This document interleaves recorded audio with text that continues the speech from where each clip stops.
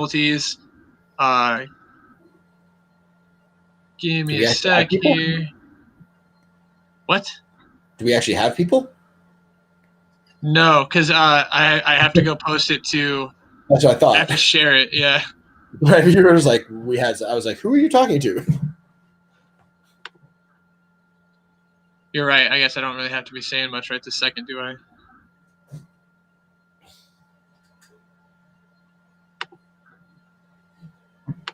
Oh, there's the thing that he was talking about. Stream description. Sorry.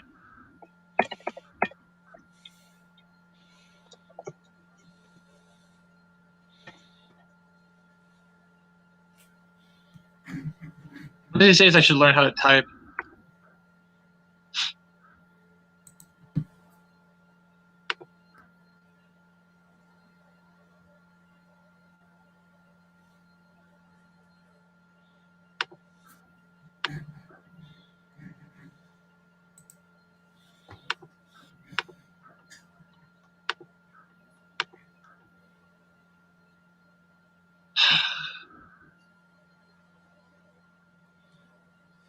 I have forgotten how to share the stream. God damn it. Hang on a sec.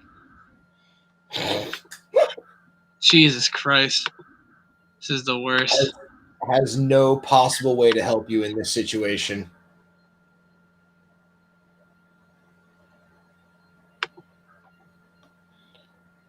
Jesus cannot save you.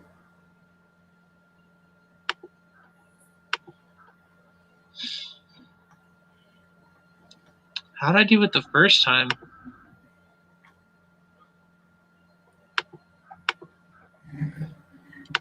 Like, copy that link. I'm trying. If only it was that simple. So write it down. Here. Show me it again. Make it appear again. That's not me.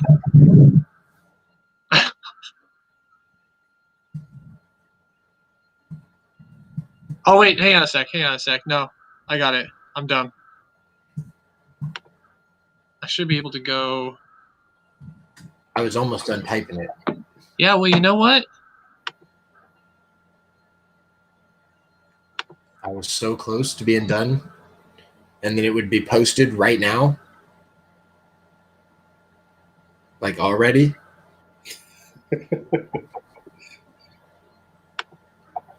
Nope, your way is obviously much better. Shush. Nope, you're fine. It's good. Don't worry about the tech guy. I don't know what I'm talking about. You don't. Don't talk.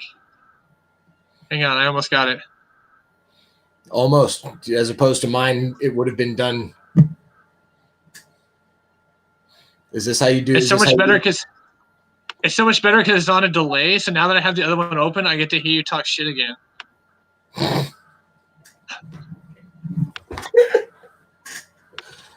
I've heard it twice now. I get it.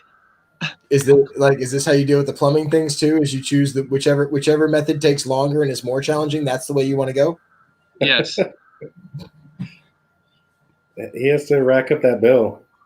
That's right. You buy the hour. My bad. Commission, dude.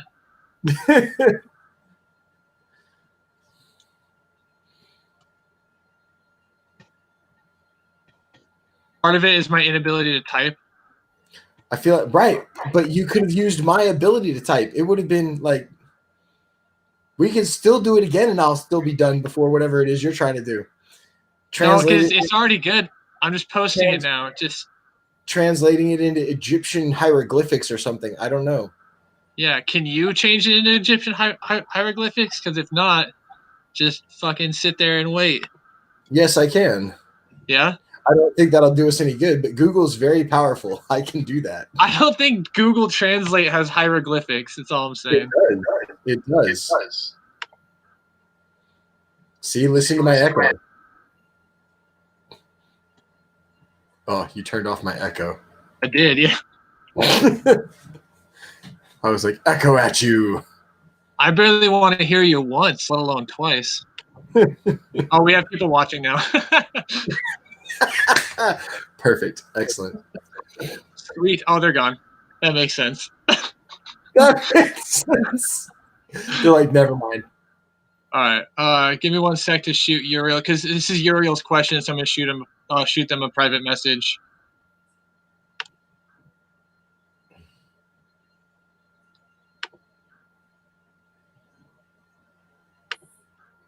Do one of you want to come over and mow my yard? Yeah, I don't even want to mow my yard. And my yard at this point is just that thin strip of grass in the front of my house. That's my parking spot. 2 Yeah, weeks. and I don't even want to mow that. Trying to find someone. How big's your yard? How big's your yard? Oh, I don't know. Is it just the front backyard? You have a That could be lawnmower? anything. Yeah, I got a lawnmower. Okay, you got a Home Depot? Yeah. Then you got a lawn guy. Wait, what? I Stop said it. then you got a lawn guy. What's? I'm not tracking. That's right. We're gonna start it. So welcome back to the stream. Something magical and mysterious happened. It definitely was not any sort of technical error on my end. It was geological or something. So I sent Uriel a private message to let them know because this is going to be one of their questions. So we're just going to continue on like nothing terrible happened and we didn't get kicked out. Welcome back, Chris Saltz. Thanks for watching. Thanks for following us to our new video. It wouldn't be great if it didn't have a sequel. All right, so Dog, what you were talking about training you do away from pel work and sparring. I mean, it's a general philosophy that I've always had that if you are in shape, you are going to perform better, right? Like everybody, because it's been argued that so many people, because it's been argued even about pel work. Well, I mean, if I'm just fighting, okay, but all of these are just more tools in your arsenal. And if you do all of the other things, if you are just as perfect a fighter, and then you add on top of that you get yourself into a theoretical pinnacle condition, then you will perform even better. So yeah, I definitely believe in that fitness outside of it. Robin talks about that conscious sparring. I think that's an awesome mentality and methodology. I would kind of take it in playing little games with myself when it came to ditch lines, when we would just be fighting for hours and hours and hours. I would kind of reset my victory criteria in my head. You know, it would just be, I would go on all defense, that I have to block 4 shots before I'm allowed to throw a shot, or I can only block shots and let's see how many it takes before I die. Or I can only hit this location and I can only throw once, or if I have to block once for every shot I throw, I have to block twice for every shot I throw. You know, I can only take limbs. There's all sorts of ways that you can kind of reset your own criteria so that you are consciously working on your shot placement, your movement, your shot locations, how you're moving your opponent, rather than just going out there and blindly, repetitively fighting. Right.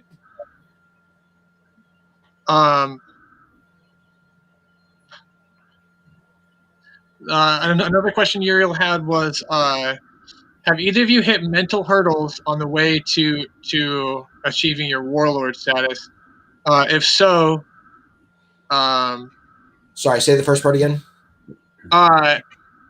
Essentially, did you have any sort of like mental hurdles that you had to get past on the way down your path, and then how did you overcome those hurdles? I'm assuming the answer is yes. Like with the mental hurdles, like we all have mental blocks that we hit and stuff. Maybe not Robin because he was born this way. He's literally doing what he was born to do, designed in a lab to do. So Yeah, maybe now that he's back from his short stint exploring his possibilities at professional pool, he's come back to the light and the way, and is now doing what he's meant to be doing as sword fighting. Yeah. So Robin, you want to start with the mental stuff? Sure. I think the closest thing I had to a mental was just my lack of exposure. Being in Spokane, it's kind of so far away from a lot of the talent in Amp Guard. So I would really have to, again, like study video and see what these other people were doing and try and in our own park and try and handicap, for the better lack of better term, with my fighting to grow.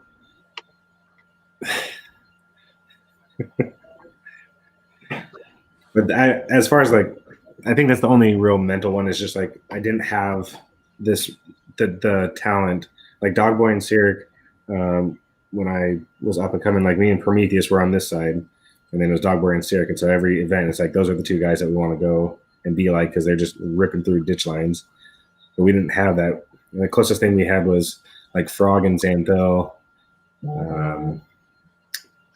and maybe a couple others filtered into our local park that had the skill to compete with the West Coast essentially. And then I didn't travel much outside of the Pacific Northwest until I was already knighted. Right. So that was a big testing point too. Is like I can handle myself up here now. How do I do where Amgard came from, or all these other instructors that are going through SKBC and traveling around? Yeah. Just want to represent, properly. Right. Yeah. Matt?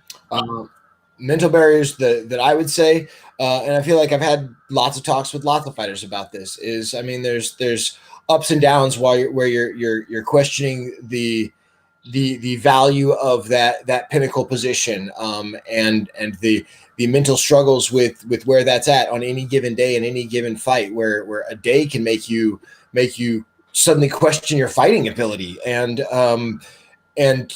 a tournament can make you question your fighting ability. And the very real fact of the matter is you got to get way past that. You got to get way past any of that. And that for me just took time and repetition, growth, experience, age, maturity, wisdom, whatever we want to call it along the way. Right.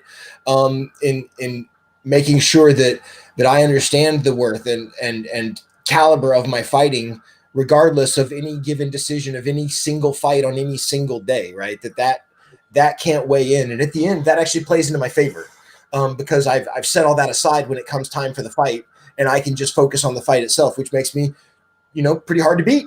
And so, then if I can get into that way and passing that mental that stage is a challenge. And for all those that are in such a hurry to get there, I want to see people get there, but make sure you've really gotten to that stage where any single fight doesn't affect you. You can't get shook anymore. You can't question, am I good enough? Of course you're good, right?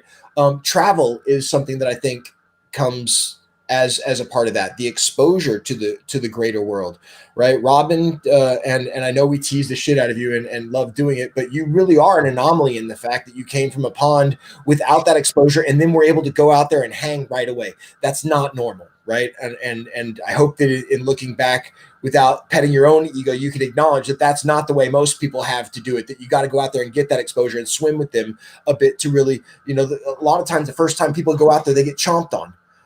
And so getting that exposure and being able to learn to hang with that in my time, in my culture, that was important, to go see the other warlords of the country of Amgard and to hang with them and to experience that. That's going to get you exposure, that's going to get you experience, and that's going to gain you skill.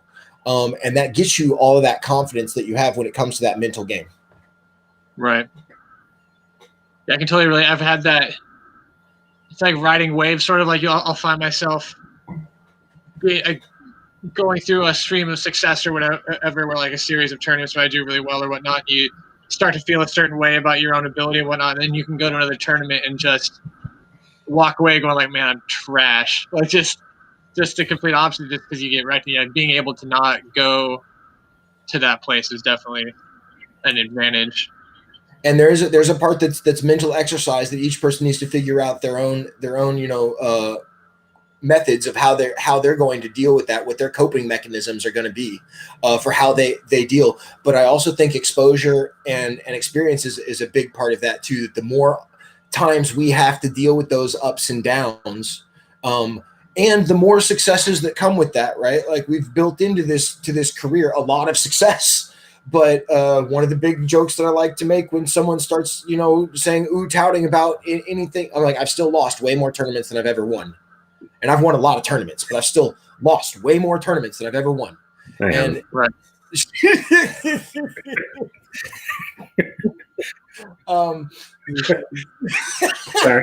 Sorry.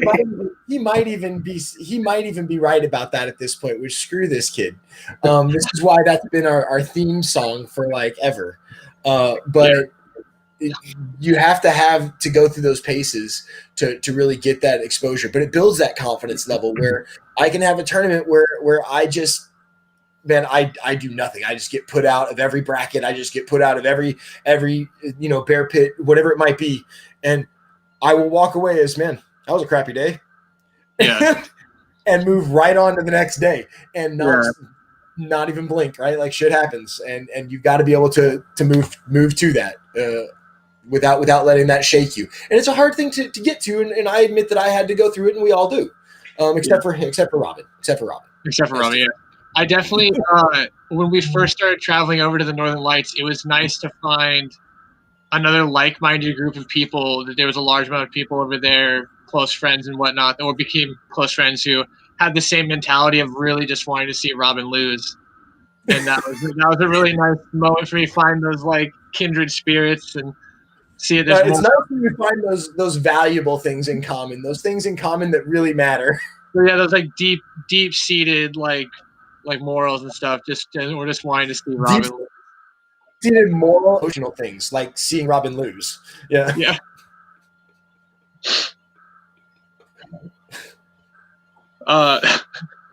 On that note, go ahead. Ask me what my favorite tournament win is. Okay, yeah. Let's do what's your favorite tournament win, and we're gonna preface this with Robin, what's yours? That's genuine. I don't even know. What's yours? Mine is actually one that I didn't win, but I came in second place. It was at a pack war, and they were doing a bear pit in that with the railroad ties, on that little thing. This is probably my favorite one because there was 3 rounds. I didn't fight in the first round, and then I said I'm going to get second place, and then Cyric won, and I got second place. Fighting 2 out of the 3 rounds. He came in late and then dictated his own placement, not in first. I feel like that's hard. I was so mad. I was so upset. That's like Babe Ruthing across the board. That's because mine is, of all the tournaments, is a pack war tournament that it's a different site than the one you're talking about with Cyric, right? We used that one several times. That's the one with the castle, I think. Click Attack, yeah. Yeah, I think that's the shitty one with the little circle thing of the built up wall kind of thing. Yeah. Yeah. So that was that tournament, and the only reason that I care so much is because that's the one I beat you. Like, there's only one. Like, one of yours doesn't involve beating Dogboy because you got lots of those, and I've got lots of wins. But there's one where I beat you, and that was it. And to be perfectly legitimate, right? I could have come in 16th as long as you were 17th, and I would have celebrated.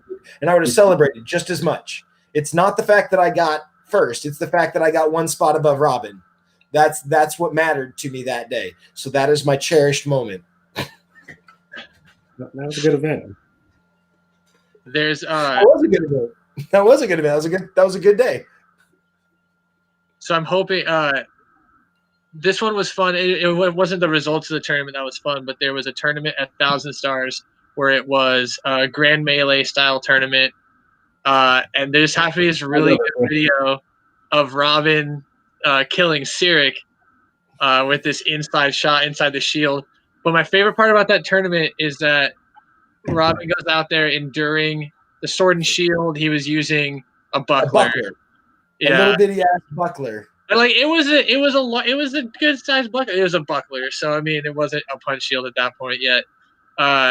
And then what was it you used during Florentine? You used one of your swords with a dagger. Yeah, didn't you use a fat dagger? Didn't you use your sword with a fat dagger? Stubby dagger. Yeah. Like you found ways to handicap yourself, and this was coming off of a tournament where you guys had been super close. The end result was like Robin had won by 2 or 3, and then this particular tournament was not close. Correct. Yeah, like you were like 30 some odd. Yeah. It was deeply upsetting, like to watch it happen. Because I mean, I was trying to fight. I wasn't at the point where I was going to win yet, but I was really trying to compete at that point. I want to say I got like fourth or fifth or something like that. Like it was down there a bit, but I was trying to come up, and I looked at the score totals at the end, which is a mistake.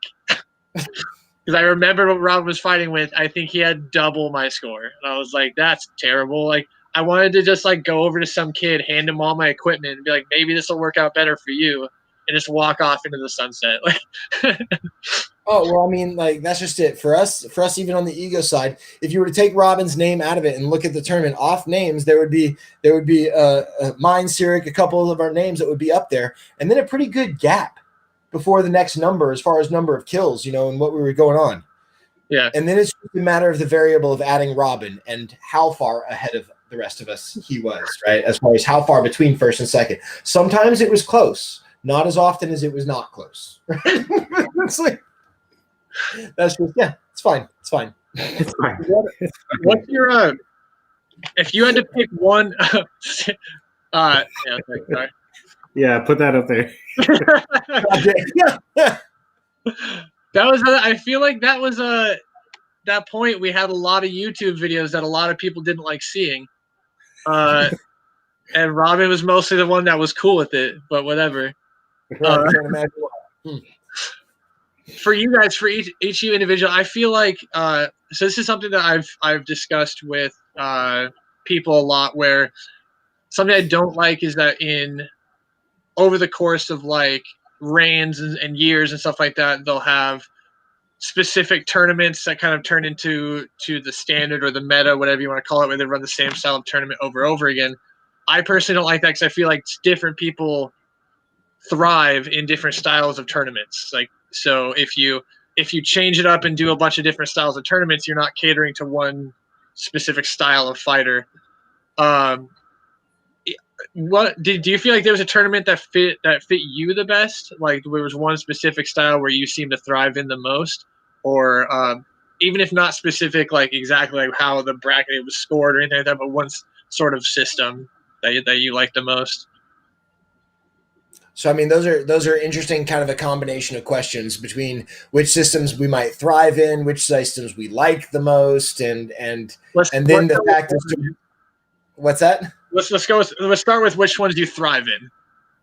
I feel like bear pits are the easiest tournaments to thrive in, if you will, just because, well, at least for me, especially when in shape, man, my third, fourth fight in, man, I'm in a pretty good groove. Whoever's coming into the Eric is coming into me pretty warm, right? And already ready to go. And I can sustain that for a good many fights.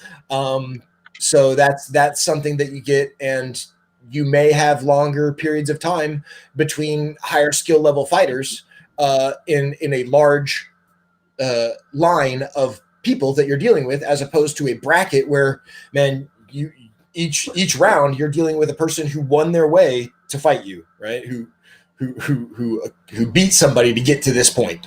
So each time you're going, I mean, I feel like that's got a little bit easier to thrive. They're fun, don't get me wrong, but that's not necessarily my favorite style. So, I mean, I don't know. What do you think about thriving, Robin?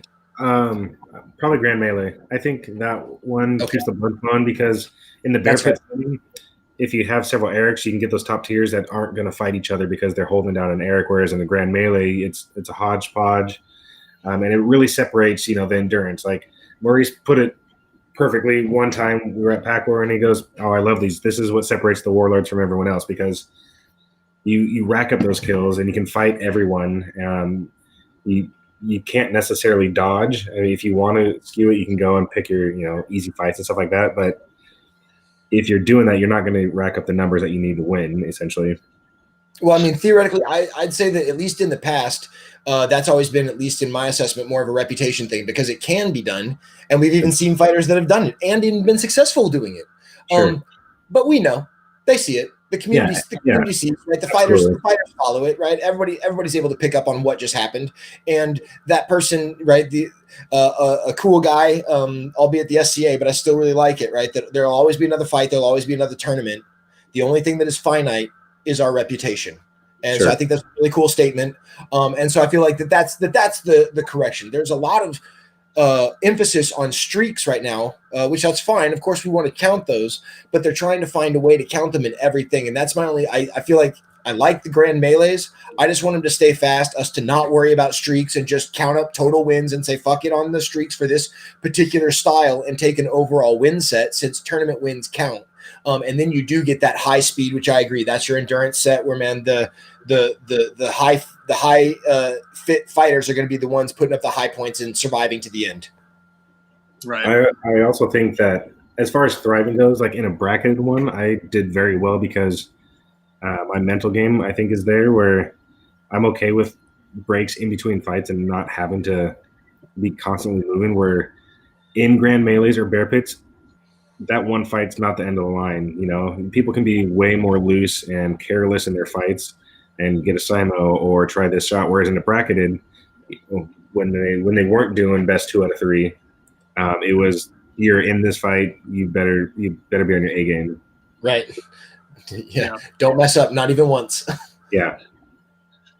Yeah, I feel like that might be why it's because it seems to be bracketed tournaments, and it might be a Northern Lights thing, but bracketed tournaments have kind of fallen by the wayside where they're not necessarily – they'll have bracketed portions of a tournament maybe, where like at the end of like the bear pit or something like that. But it's really I would say that in my time, that's where I've felt the most accomplished has been the bracketed tournaments that I've taken, right? Especially when it came to building the streaks and things like that, being able to walk across that many fights, across that many different style sets, that speaks to something across multiple tournaments. Yeah, like, man, you're not going to get 21 in a row in a single bracketed tournament. That's not going to happen. So you got to put that down and sustain that victory set across multiple tourneys, right? That was an impressive time. That's why it was a slow going process. Yeah. Yeah, I think there's actually been like I've even heard arguments lately because back I remember like in the time you're talking about when the bracket things were more common, it was tracked between tournaments where you would have if you had a streak at the end of a tournament, it would start again on the next tournament. Well, and they still do that, right? I hear people they still call streaks open and leave streaks open and things. So that if there's something, but that certainly was a thing back in the day as well. Yes.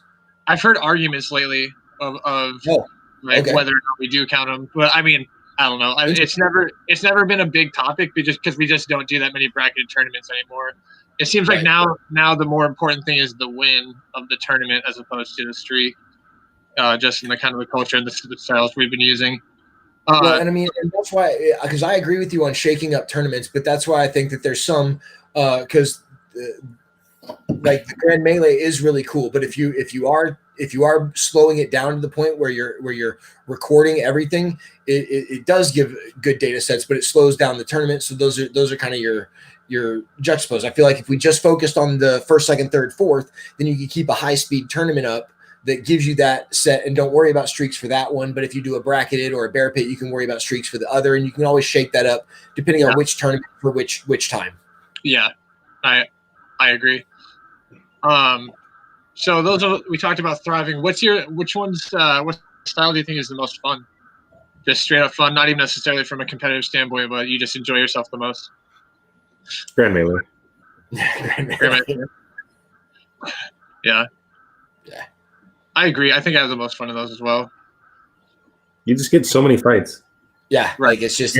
I feel like people are more relaxed and having a good time during those.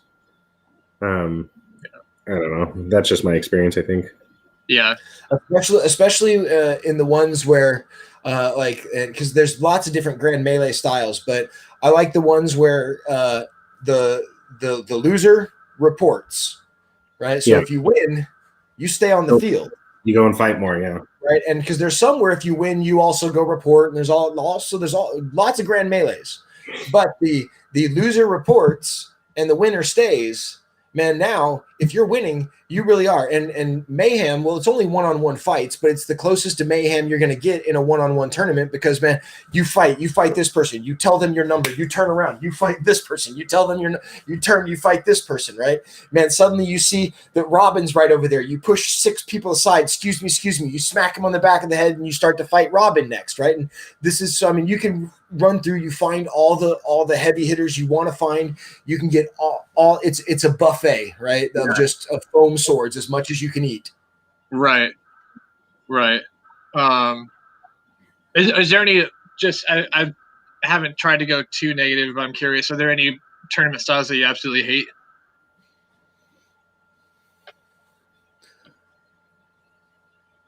I'll throw one out there.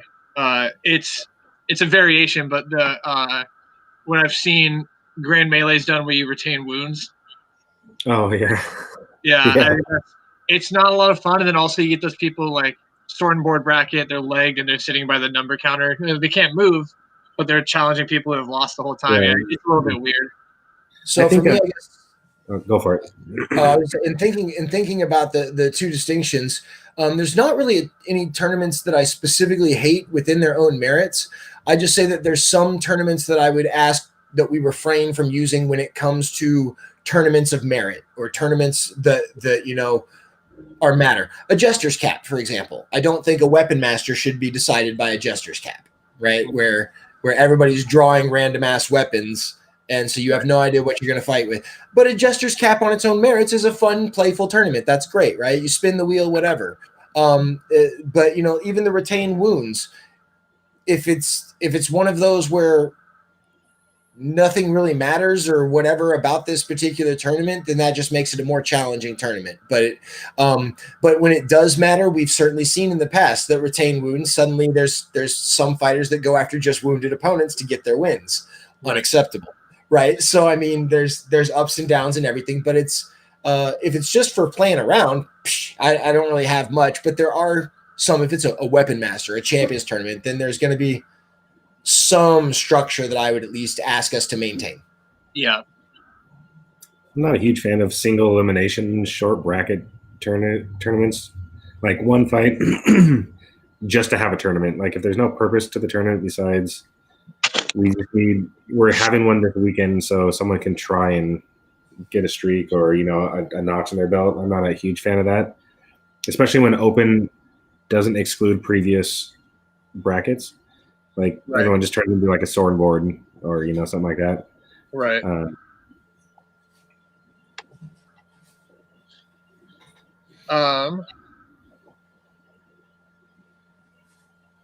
Sorry. Are there any tournaments that you've seen run in the SCA that you'd want to bring to AmCard that we haven't necessarily experienced? We've experienced it a couple times, but really, and it's one that's meant for large groups. But I really like the Ursulmus format because it allows for everybody to fight a bunch. So if you have, just for easy numbers, let's say you have 80 fighters. Well, we're going to make 8 Erics, and so that's 8 Erics of 10 fighters each. And then each of those Erics, all 10 fighters fight each other. So now, even if you're the first day newbie, you're going to get at least 10 fights, right, for that day, even if you don't do anything else. Whereas like a bracketed tournament, maybe you don't get as many. A bear pit, you still get lots of hits, but this one is very busy tournament. You're just fighting pretty quickly in this kind of all around, and then the top 2 advance from your 8 different Erics for whoever does the best in the all out, and then you have a Sweet 16 double elimination from there. It's a cool tournament. It is a bit time consuming, ups and downs of it. You end in a bit of a bracketed tournament, so that's kind of nice as far as the selection and sorting process at the very end of the tournament. But at the beginning, everybody gets a whole lot of fights. In our AmCard past, what we've been able to do is do all of the bear pits first, so that anybody that didn't advance can go play a battle game or do something else. So you can kind of separate and section off your bit. But that's kind of a cool tournament. I like Oktoberfest style, where it's pretty much a Highlander. So you have to defeat everyone on the field to win. Nice. Oof. Is that hard to track on paper, or is it just like the winners are denoted? No, the winner's the last person standing. So yeah, it's kill your killer. Yeah. Okay, gotcha. It's kill your killer that they call a tournament, which means there is no tracking on paper, because basically you just follow the person that killed you until the person that killed you is the person that killed everybody, and then there's only one person left, and that's the winner. Mm-hmm. Okay. Actually, a fun one is what they called an Atlantean speed tournament. And so imagine that what they do for this one, because they run this at a national event where they've got hundreds, like 300, 400 squires that are all participating in one tournament at the same time. So you make a single line of people, and then the ends meet, and everybody fights. So suddenly from this 100 people, you fold it in half, and you have 50 people, 50 sets of fights. The winners go to one side, the losers go to the other side. It's a double elimination. Okay, so then I want to say the winners fight. Let's see, yeah, the winners fight first. I think actually the losers fight first. The losers fight first. So that 50 they fold in half. So there's 25 fights. The losers are out. The losers, the won the second fight, stay in. So you got 25 here, you got 50. Of the winners, they fight. The winners stay. The people that lose that fight go over to the loser side, and you just keep folding it in half. And everybody's fighting at the same time. That's why they call it a speed tournament, is because they go from 300 to the finals in 30 minutes. Yeah. Just bang, bang, bang, right? Just folding it in half. And it's still double elimination. And each pairing has agreed at the result of their tournament. So you don't necessarily need a reeve per fight, because the fighters have come to the understanding that you and I fought, I lost, so you continue to the winners and I go where I'm supposed to go. Right. Right. So, I mean, and it's really fast and handles a lot of people very quickly. There's no tracking for it. There's no paper. Right. Because you're just folding lines. Yeah. Yeah. So, and I mean, again, we're very heavy into the tracking of everything right now, which that's great. But if we have some fun ones, or you want to do some short things where it's not the ones that matter that you can supplement, these are cool ones that, again, 300 people sorted in 30 minutes. It's pretty quick tournament. Nice. We got a question in the comments from Uriel. Uriel wants to hear what you feel about battlefield commendations, getting Orders of the Warrior 1 through 4 are allowed right now. Do you like that, and how do you think those should be weighted? Rob, do you want to go first? I'm all for that. When I first started, that was a big part of the game. So it wasn't just based around tournament wins, because some people are great fighters, but they choke in tournaments. And so those battlefield commendations, either in a battle game itself or something they did on the ditch line, if something just stood out to the monarchy or anyone that I think that's a great way to incorporate this into the game, where you can make someone's day off that, that they weren't expecting, and someone did see it. It wasn't just a moment lost in time. Right. I kind of go back and forth with it, right? That because I know that there's been a lot of discussion on that. I certainly am happy with the first half of the ladder being subjective in the fact that we can give for prowess, and just that we've visually seen for someone within our land, right? That especially the bottom half of the ladder is very meaningful for that exact thing that Robin mentioned, that it's an attaboy. It's a warm fuzzy. It's a we see you. It's a we acknowledge and that you're doing good, right? It makes you feel good to get that that return, that acknowledgement. I do like that the sword belt is about the martial prowess. Like I like that. Right. But at the same time, I very much hear and identify with, right? Even as it's a new topic of conversation with me, I find that I identify on the side of, but Amtgard as a whole, right, deserves, there's not a path that acknowledges the battle game. There's not a path that acknowledges the breadth of what most of Amtgard is, the full game itself. And so whether that should be sword or whether that should be its own path, I haven't solidified in my mind, but I definitely agree that there should be more recognitions, should be more accommodations, should be more pathmark for everything from the ditch line to the battlefield accomplishment, right? The weird thing logistically is I feel that all of that stuff becomes very subjective, and subjective means open to abuse. And maybe I'm cynical when I automatically lean my head to thinking that, but I mean, I've been around a lot of times and I've seen very, very high level integrity things happen and not, right? So, it's a very subjective thing at that point, and so I would want good conversation in how we're going to quantify, how we're going to really identify and hold the integrity of that, whether it be a part of the sword path or whether it be its own path. Right. Yeah, I personally think it would be a shame if there was no way to recognize the fighting ability of a player outside of a tournament. That just seems like a waste to me. And you talked about that, and I thought that was a very astute point. I thought that was very reasonable to identify and see that.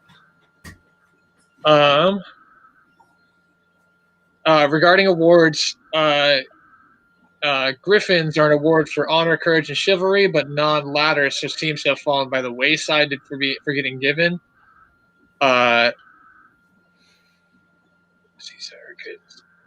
It has been fallen by the wayside for being given, and this is a mentality. Well, it's not. This is a mentality thing, but there is a mentality thing that I wish we could step away from and can expand. And it's something I see in the that just because it's not part of a ladder doesn't mean that it shouldn't be considered worthy. Doesn't mean that it should not be considered prestigious. Does not mean that it should not be something that is of merit.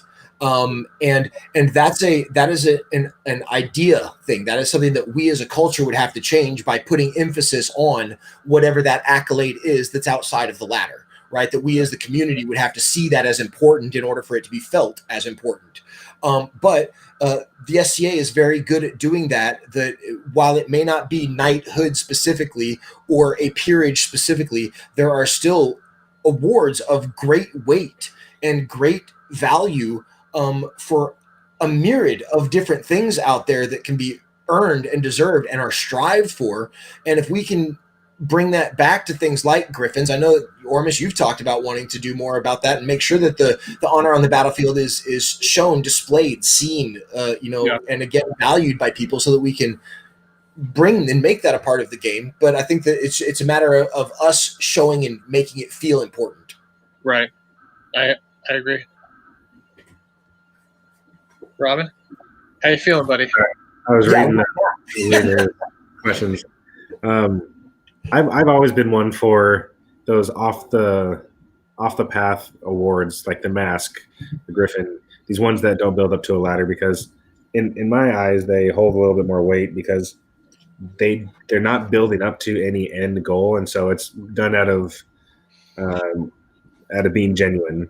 It's that person's character is what got them that. They're not doing it to check off a box or something like that. So I hold those in a little different regard. Yeah, for sure. I've always felt like the Griffin was one of the most weighted but under awarded awards. But yeah, have you both been keeping up with the discussion about the possible second? I know that they've kind of changed what they've talked about, but there was talk before this last clan about another path to sword knighthood built through. At the time they had it built on Paragon status, but I think they're switching that around. But it would be built through battle game achievements. Have you guys been following that at all? Nope. No. Only insofar as the little bit that we've talked about, which I think is what has built up the idea that I was just talking about. Yeah. Whether it be surrounding, connecting that with the sword belt or making it its own fifth belt path or whichever it may be. I don't know which way I feel yet, honestly, on that, but I can understand them wanting to have something to that end, I guess, is the most I know about the discussions being had. Gotcha. It looks like the COM agreed not sword belt. It was originally going to be a sword belt, but it looks like they shot it down as a sword belt path. Okay. And I mean, and that's what I say is there is a part of me that I like us having one thing that is martially based. Like, and we can, and I feel like rather than necessarily including it in that, we can build and make it its own thing that again has its own, prominence around it, its own weight behind it, its own importance to it. But at the same time, if the powering community as a whole wanted it to be swept in, I don't know that I feel strongly enough that I would, piss and moan about it. Like, I'd be like, fine. Wait, I don't think I understand the concept of you not bitching about something. I don't feel like that. I okay, so you might not make a big deal, but I for sure know that I would have had to hear about it.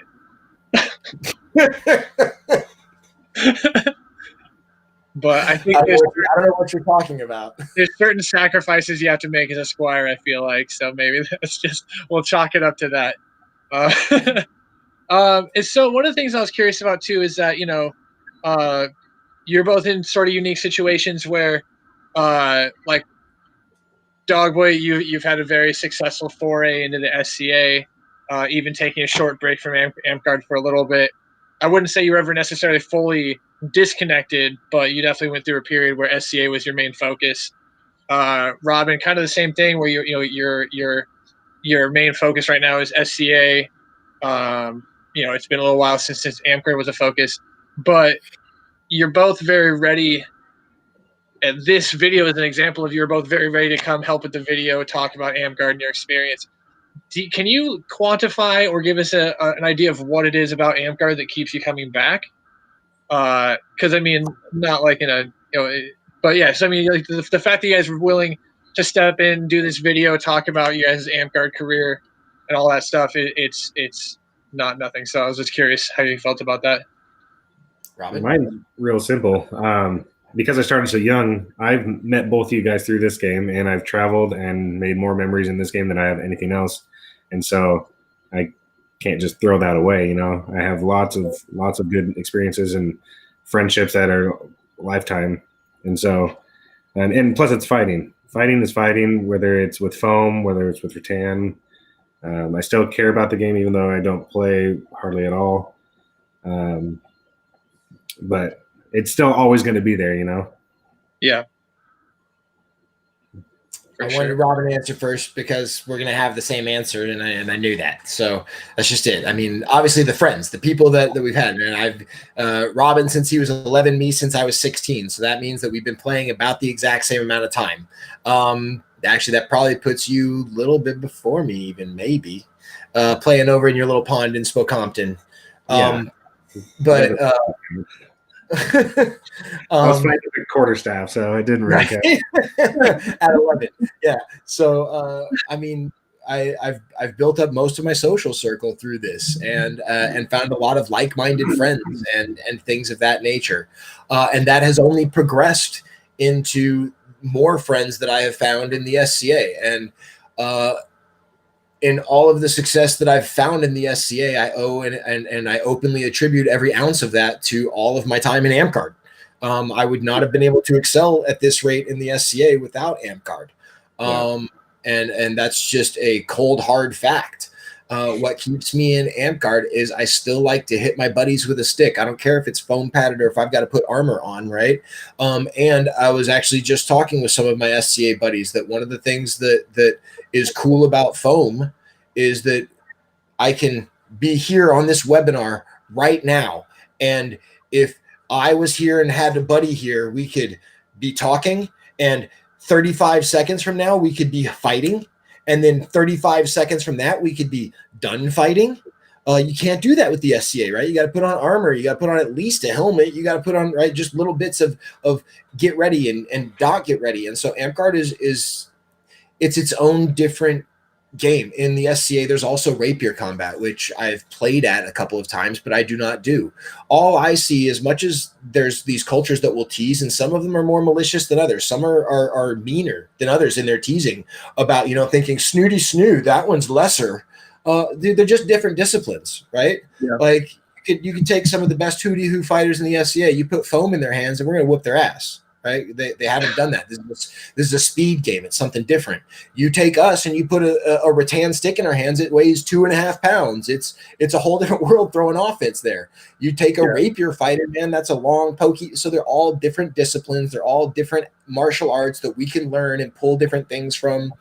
It's all fighting, and that draws me for whatever reason. And then, of course, we get to build these relationships with our friends behind it, and yeah. That makes it all worth it. That makes sense. I think that's a good spot to stop for today. I really appreciate you guys spending so much time on here, and you're always welcome. I'm going to be doing more videos. You're always welcome to come on other editions with because the other guys, Kalten, Show, Cyric, they've all said that they would do other videos. So mix up people, find new questions, all that stuff. You're more than welcome to come back, and I'd love to have you. But yeah, so we're gonna go. Thanks again for your time. Hope everyone who was watching was able to learn something, was able to have a good time as well. This one was a little a little looser than the first. We're pretty close, and it's just kind of like you guys are kind of just watching the equivalent of a discussion we've probably had a bunch of times, just at like sitting on a couch, like with a beer or something. So I'm glad we got to share that with you guys today, though. So again, thank you to Sir Robin and Sir Damien Dogboy Corridrin. Damien with an I. Make sure you, or Damien with the, sorry, with the A. Damien's with an A, or else you'll get butthurt about it. So be careful with that. And yeah, so we'll see you. If you're gonna try and drop my OG name, you should know how to spell it. Fair enough.